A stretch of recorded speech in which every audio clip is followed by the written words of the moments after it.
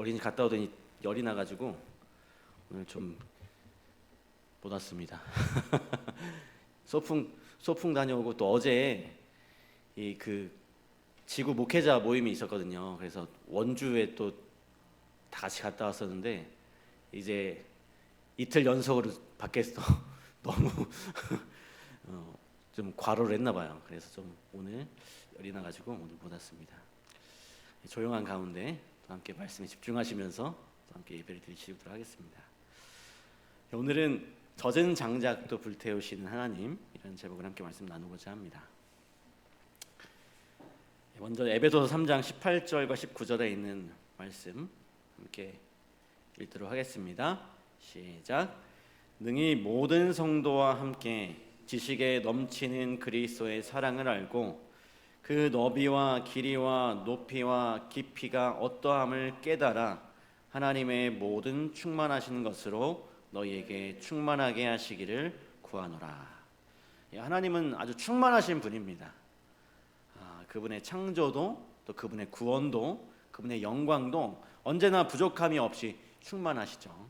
그래서 그분의 사랑과 깊이와 높이와 길이를 알면 알수록 우리 주님의 충만하심과 같이 우리도 모든 면에서 충만하게 될 것입니다. 오늘 이렇게 주님의 충만하심으로 우리에게도 하나님을 아는 지식이 충만하게 되기를 간절히 바랍니다. 젖은 장작이 여기 있습니다. 젖은 장작을 불을 붙이려면 어떻게 해야 할까요? 젖은 장작에 불 붙이기가 쉬운가요? 어려운가요? 어려워요. 말려야 되고 우선 이 물기를 말려야 되고 거기에 이제 불을 붙이기 위해서 뭐 기름을 붓거나 하면 좀 도움이 되겠죠? 또 이게 금방 불이 붙지 않아서 오랫동안 이렇게 불을 이렇게 붙여야 붙습니다. 그리고 그 오랫동안 불을 붙이는 동안 또 뭐가 많이 나요? 연기가 또 많이 나죠. 꽤나 고생을 해야 이 젖은 장작에 불을 붙일 수가 있습니다.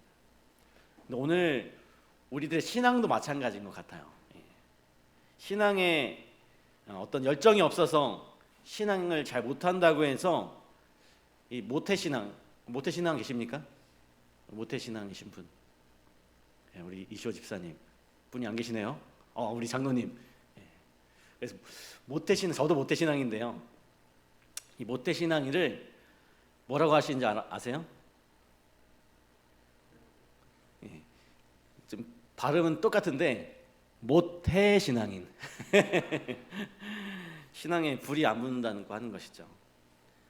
어릴 때부터 이 신앙을 자연스럽게 받아들여서 어떤 특권을 누리고 되게 좋은 것도 있지만 자신이 선택한 신앙이 아니기 때문에 때때로 이 강요된 신앙, 그리고 확신이 없어서 아주 답답할 때가 있다고 하는 것입니다. 그렇다고 해서 신앙을 떠나지는 또 못하죠. 오랫동안 태어나면서부터 이 신앙 안에 있었기 때문에 또 쉽게 떠나지는 못합니다. 그것은 좀 장점인 것 같아요. 그리고 이 개인적인 예수님을 만나는 경험이 잘 없습니다.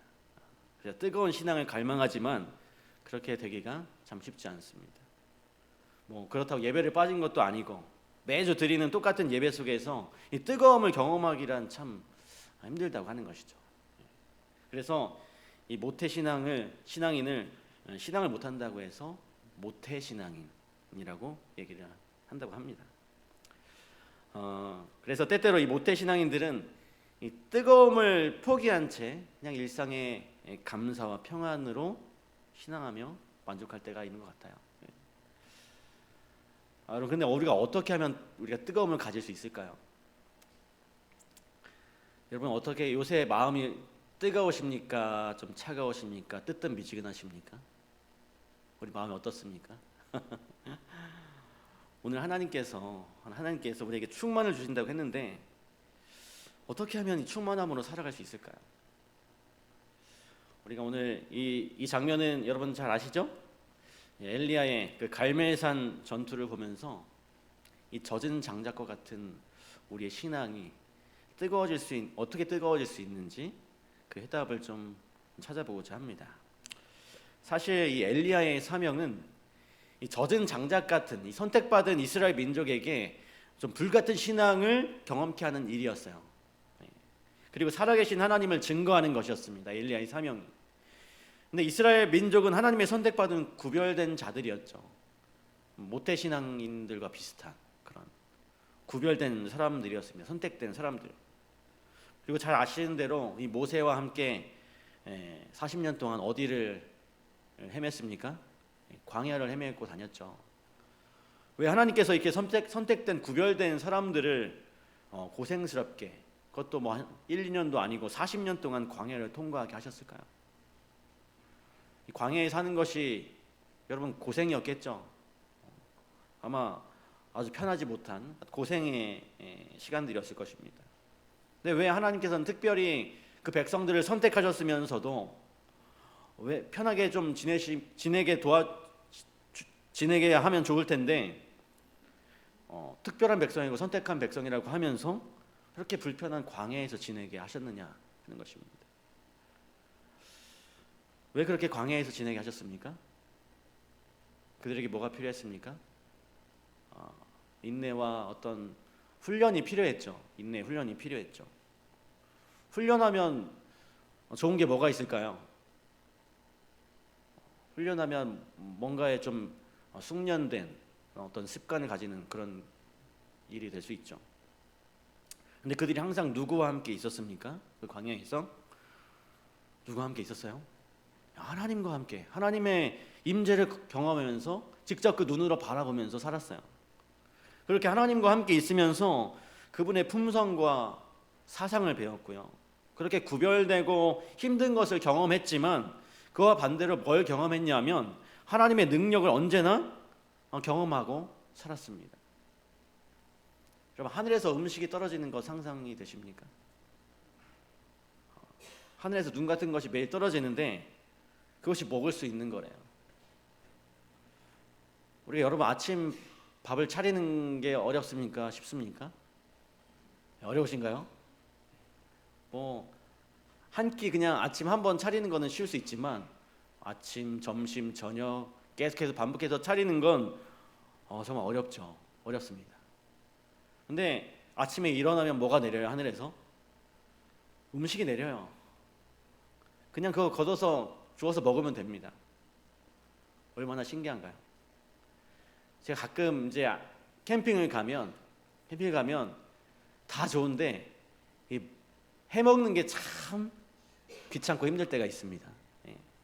그런데 딱 먹는 게 해결되면 여러 가지 캠핑에 가면 뭐 불편한 것들이 있지만 먹는 것 하나만 해결돼도 참 편한 것 같아요.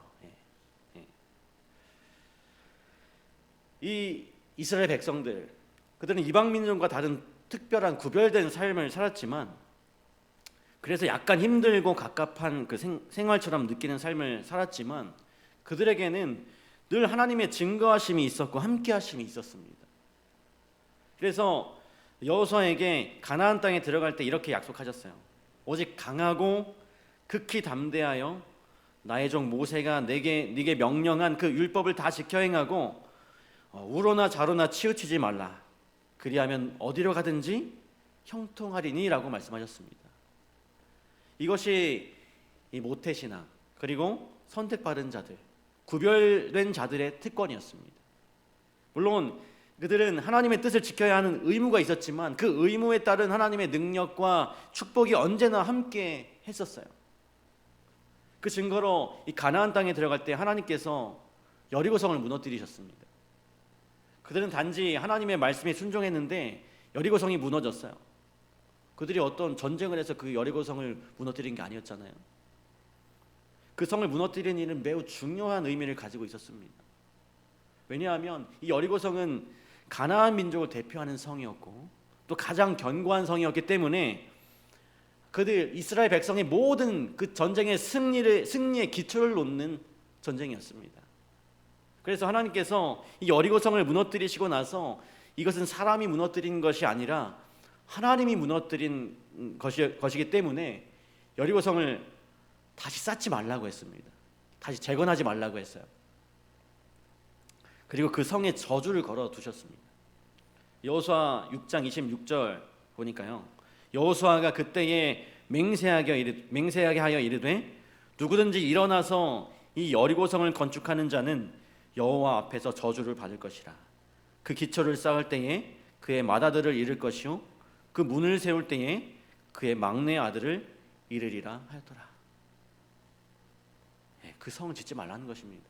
그 기초를 놓는 사람의 맏아들이 죽을 것이고 성문을 지을 때 그 막내 아들이 죽을 거라고 하는 그 저주가 있었어요.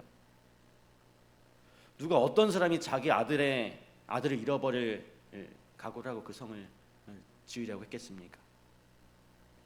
이것은 하나님의 주권에 대한 선포였습니다. 다시는 도전하지 말라는 것이었죠. 하나님이 행하시는 그 모든 일에. 그래서 이스라엘 백성들은 이 가나안 땅에 들어가서도 거룩한 민족으로 살아가야 했고 구별된 민족으로 살아야 했습니다. 그러나 그들은 그들의 특권을 정말 특권으로 여겼어야 했는데 그것을 자신들의 올가매는 구속으로 여겼어요. 그래서 우상 숭배 유혹에 빠져서 이방 민족의 관습을 따라갔습니다. 그 절정의 때가 바로 아합 왕 때였죠.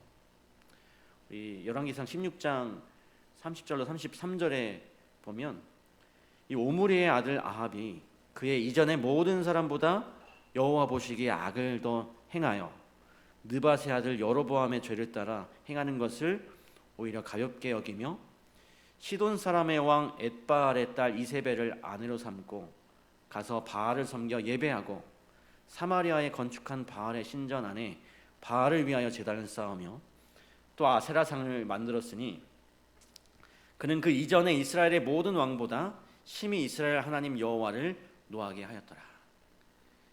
이 아합 왕은 그의 아내 이세벨의 영향 때문에 원칙도 없고 의를 행하는데 이 표준도 갖지 못해서 그냥 이세벨의 이기적인 그 성질을 따라서 이 나라를 통치하게 되었습니다. 사람의 손으로 만든 것들을 예배하게 되고 거짓 신들에게 드리는 제물로 신앙의 그들의 진실성이 사라져 버리기 시작했어요. 백성들은 하나님께로부터 점점 멀어가게 됐죠. 그리고 하나님을 존경하고 경외하는 마음을 잃어버리게 된 것입니다. 그리고 그들은 대담하게도 그들의 능력이 하나님의 상징이었고 그들을 가나안 땅에 입성하게 하였던 그 무너진 여리고성을 어떻게 했을까요? 다시 건축하게 돼요. 하나님께서 분명히 다시 지으면 그 맏아들을 잃게 될 것이고 막내 아들을 잃게 될 것이라고 했는데 그 여리고성을 다시 건축합니다. 열왕기상 16장 34절입니다. 그 시대에 베델 사람 히엘이 여리고를 건축하였는데 그가 그 터를 쌓을 때에 맏아들 아비람을 잃었고 그 성문을 세울 때에 막내 아들 수굽을 잃었으니 여호와께서 눈의 아들 여호수아를 통하여 하신 말씀과 같이 되었더라. 이 여리고성을 건축한다는 것은 하나님의 주권에 도전하는 일이었습니다. 하나님께서는 600년 전에 여호수아를 통해서 여리고성을 다시 쌓으면 맏아들과 막내 아들의 죽음을 예언하셨어요. 그리고 히엘이라고 하는 사람이 여리고성을 건축할 때 그 예언은 그대로 성취되었던 것입니다. 그럼에도 불구하고 그들은 그 일을 진행했어요. 우리 조선 왕조가 500년이었습니다. 만약에 조선 왕조 초기에 어떤 전설이 내려왔는데 이거 하지 말라 딱 했는데 그것을 500년 동안 지켜왔다면 그것이 얼마나 중요한 것이겠어요? 그런데 우리가 지금 조선시대 때 내려오는 그 어떤 전설을 지키는 것이 있나요? 지키는 것이 거의 없습니다. 거의 다 사라져 버렸어요. 그러나 여리고성에 대한 지금 하나님께서 그 600년 전에 그 예언하신 그 여리고성에 대한 그 전설은 지켜왔던 것이었어요. 그날까지. 그만큼 그것은 이스라엘 민족에게 금기시 되는 일이었고 하나님의 말씀에 대한 큰 도전이었던 것이었습니다. 그런데 이 금기를 깨버린 거예요. 이제 이스라엘 민족들의 그 상태는 그 어떤 선지자의 말도 듣지 않고 하나님의 말씀도 듣지 않게 되는 그 상태가 되어버린 것이죠. 선지자 왕의 그 당시 이스라엘 백성들의 상태를 이렇게 묘사하고 있습니다. 주님께서는 충실한 사자들을 통하여 배도한 왕과 온 백성에게 거듭거듭 경고를 보내셨으나 이러한 책망의 말씀이 아무 소용이 없었다. 영감을 받은 사자들이 여호와께서 이스라엘에게 유일하게 하나님이 되실 권리를 가졌다고 주장하였으나 헛된 일이었고, 또 하나님께서 그들에게 맡기신 율법들을 높였으나 허사였다. 우상 숭배의 호화스러운 허식과 매혹적인 의식에 사로잡힌 백성들은 왕과 조신들의 본을 따라 흥분시키고 타락시키는 음탕한 예배의 쾌락에 빠져들었다. 그들은 어리석게도 하나님과 함께 드리는 예배를 거절하기로 선택하였다. 그처럼 은혜롭게 주신 빛은 흑암이 되었고 정금은 빛을 잃었다. 여러분, 이럴 때 어떻게 해야 할까요? 하나님을 완전히 떠나서 백성들이 이제 젖은 장작과 같이 하나님에 대한 신앙이 완전히 식어졌을 뿐만 아니라 이제 다시 불을 붙일 수 없게 되었어요. 이럴 때 어떻게 해야 할까요? 바로 이런 시대에 하나님께서 엘리야를 이스라엘 백성들에게 보내셨습니다. 엘리야를 부르셨어요. 주님께서 엘리야를 부르신 이유는 예배의 참 주인을 찾는 것과 백성들의 신앙에 불을 지피는 일이었습니다. 엘리야가 제단을 쌓아놓고 이런 기도를 했습니다. 열왕기상 18장 37절입니다. 여호와여, 내게 응답하옵소서. 내게 응답하옵소서. 이 백성에게 주 여호와는 하나님이신 것과 주는 그들의 마음을 되돌이키심을 알게 하옵소서. 이제 갈멜산에서 바알의 선지자와 이스라엘 백성들을 모아놓고 그는 참 하나님이 누구신지를 알게 하기 위해서 예배 대결을 합니다. 하늘에게 불을 내려주시는 분이 참 하나님이 된다는 것이었어요. 그리고 그의 기도의 내용은 두 가지였습니다. 주 여호와가 하나님이신 것을 알게 하는 것과 백성들의 마음을 되돌이켜 달라는 것이었습니다. 바알 선지자들이 오랜 시간 동안 바알에게 예배를 했어요. 불을 내려달라고 막 날뛰고 자신을 해하면서 기도를 했습니다. 그러나 하늘에서는 그 어떤 응답도 있지 않았어요. 이 바알 신이 거짓 신임이 판명이 되었습니다. 그리고 이제 엘리야의 차례가 되었죠. 이제 엘리야가 기도했을 때 불이 내려와야 승리하는 것이었습니다. 엘리야는 하나님께 기도하기에 앞서 두 단계의 준비 과정을 거쳤습니다.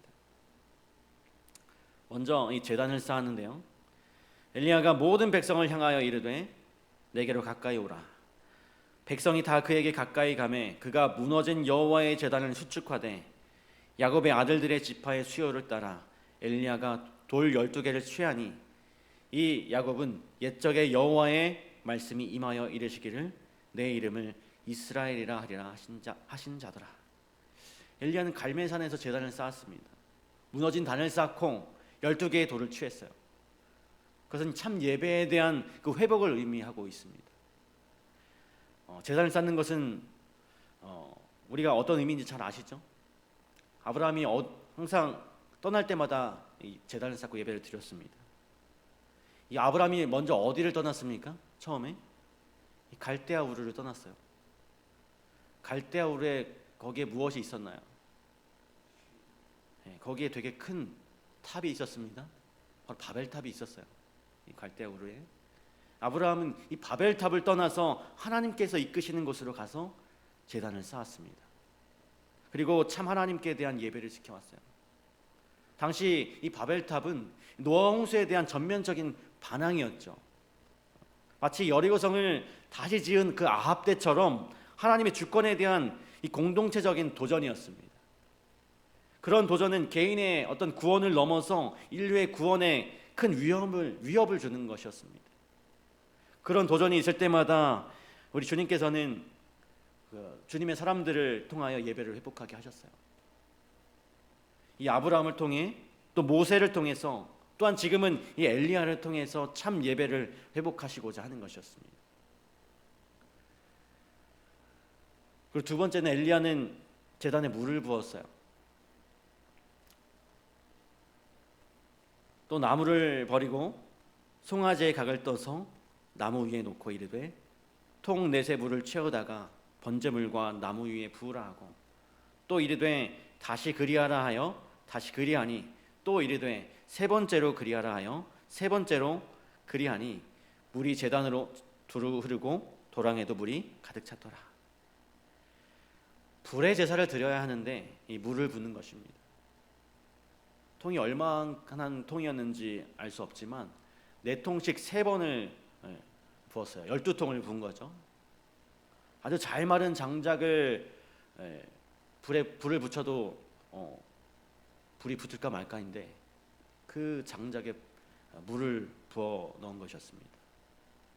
여러분, 이것은 무슨 의미였을까요? 그 마른 장작에 물을 붓는 의미. 이스라엘 제사 제도 중에 제단에 물을 부었던 적이 있었을까요? 한 번도 없었어요. 이것은 어떤 율법의 규례가 아니었습니다. 아주 특별한 행위였어요. 엘리야가 하나님의 지도를 받아서 한 건지 아니면 자신의 신앙을 나타내려고 했던 건지 알 수 없지만 성경 주석에는 하나님의 살아계심과 능력에 대한 확실성과 어떤 속임을 수가 없었다는 것을 보여주기 위해서 물을 부었다라고 합니다. 그런데 또 다른 면에서 이 젖은 제단과 장작은 이스라엘 백성의 상태를 말해주고 있는 것이기도 합니다. 그들의 신앙은 이 우상 숭배로 말미암아서 푹 젖어서 더 이상 타오를 수 없었을 것 같았어요. 그 어떤 불도 그들의 마음에 하나님을 찾고자 하는 그 신앙의 불을 지필 수가 없어 보였습니다. 그래서 엘리야는 제단에 물을 부었습니다. 봐라, 너희의 그 젖은 제단과 장작이 어떻게 되는지. 그랬더니 어떻게 되었습니까? 이에 여호와의 불이 내려서 번제물과 나무와 돌과 흙을 태우고 또 도랑의 물을 핥은지라. 모든 백성이 보고 엎드려 말하되 여호와 그는 하나님이시로다. 여호와 그는 하나님이시로다 하니. 엘리야가 기도했을 때 불이 내려와서 그 물을 다 증발시킬 뿐만 아니라 그 젖은 장작까지 다 태워버렸던 것입니다. 백성들은 그 불 앞에서 하나님께 엎드려 경배합니다. 여호와 그는 하나님이시로다. 여호와 그는 하나님이시로다. 그때 그들은, 그 이스라엘 백성들은 참 하나님을 향한 경외심과 확신을 다시금 얻게 되었어요. 오늘 주님께서 우리들의 상태를 다 아십니다. 오늘 우리가 뜨거운지 아니면 식어져 있는지 아니면 칩다 못해 아주 젖어 있는지 우리가 스스로 불을 만들 수 없고요, 뜨거움을 가질 수 없는 사람임을 주님께서 아십니다. 그러나 주님은 우리가 아무리 젖은 장작 같을지라도 불태워서 뜨거움을 가질 수 있도록 하시는 분이세요. 여러분, 여기 이 라오디게아의 교회의 상태를 잘 아실 것입니다. 내가 내 행위를 아노니 네가 차지도 아니하고 뜨겁지도 아니하도다. 네가 차든지 뜨겁든지 하기를 원하노라. 내가 이같이 미지근하여 뜨겁지도 아니하고 차지도 아니하니 내 입에서 너를 토하여 버리리라. 여러분, 우리가 잘 아시는 것처럼 이 라오디게아 지역에 뭐가 유행하게 됐냐면 냉온찜질이 유명했습니다. 그래서 냉온찜질을 하게 되면 어떻게 돼요? 이 뭉친 근육이 치유가 됩니다. 그리고 뜨겁고 차가워야 효과가 있는데 미지근한 거를 이렇게 갖다 대면 아무 소용이 없죠. 그런데 심각한 것은 하나님께서 이렇게 뜨뜻 미지근한 것을 역겹게 생각하시는 겁니다. 내 입에서 토하여 버리고 싶다. 라오디게아 이 마지막 시대의 하나님의 백성들이 이런 상태에 빠져 있다라고 하는 것입니다. 그러면 하나님께서 토하여 내치고 싶다라고 하시는 거예요. 이 라오디게아 교회는 이 뜨거움을 잃어버린 교회였어요. 그러나 하나님께서 그것으로 끝내지 않으시고 하나님의 내재하심과 하나님이 함께하심을 약속하십니다. 그리고 내가 너에게 불같은 성령을 주어서 내가 참 하나님인 것과 너희가 너희의 마음을 내게로 돌릴 것이라 라는 것을 선포하고 있는 것입니다. 말라기 4장 5절 말씀입니다. 보라, 여호와의 크고 두려운 날이 이르기 전에 내가 선지자 엘리야를 너에게 보내리니. 하나님께서 이 말라기 선지자를 통해서 이 마지막 시대에 주의 백성을 위해서 엘리야를 보내주시겠다고 약속하십니다. 엘리야가 지금 어떤 일을 했어요? 그 젖은 장작에 불을 붙인 사람이었습니다. 이스라엘 백성들의 마음을 하나님께로 돌린 그런 선지자였어요. 이런 엘리야가 올 것이라는 얘기입니다. 이것은 두 가지로 해석될 수 있는데요. 첫 번째는 이 침례 요한입니다. 그는 예수님의 초림을 맞을 수 있도록 백성들을 준비시켰죠. 그는 나시린으로서 나면서부터 성령 충만함을 받았고 그의 모든 삶은 절제된 삶이었습니다. 그는 모태로부터 선택받은 자였고 어쩌면 강요받은 신앙과 사명을 가지고 어릴 때부터 남다른 생활을 하게 되었습니다. 부모와 교사와 학생에게 보내는 권면, 이 책에 보면 침례 요한에 대해서 이렇게 기록했습니다. 광야의 엄격한 훈련을 받기 위하여 도시 생활의 향락과 사치를 버린 것은 요한 자신의 선택이었다. 광야의 생활은 단순성과 자제력에 대한 습관을 기르는 데 유리한 환경이었다. 세상의 소용돌이에서 차단된 환경에서 그는 천연계, 계시 및 신의 섭리에 대한 교훈을 연구할 수 있었다. 하나님을 경외하는 요한의 부모들은 사가랴에게 하신 천사의 말씀을 종종 반복해서 말해주었다. 유년기로부터 그는 항상 자신의 사명을 자각하고 있었으며 거룩한 책임을 수락하였다. 사막의 고독한 생활은 그에게 있어서 의혹, 불신 및 불순결이 편만한 사회에서 도피할 수 있는 안성맞춤의 생활이었다. 요한은 유혹을 저항하는 자기 자신의 힘을 불신하였으며 죄와의 끊임없는 접촉을 피하였는데 만약 그가 그렇게 하지 않았더라면 그는 엄청난 죄악상에 대한 판단력을 상실하였을 것이다. 이런 구별된 신앙이 침례 요한에게는 불편함이나 구속으로 여겨지지 않았어요. 그는 그것을 특권으로 여겼고 그에게 부어지는 성령으로 말미암아 도덕적 자제력과 영적 능력을 갖게 되었던 것입니다.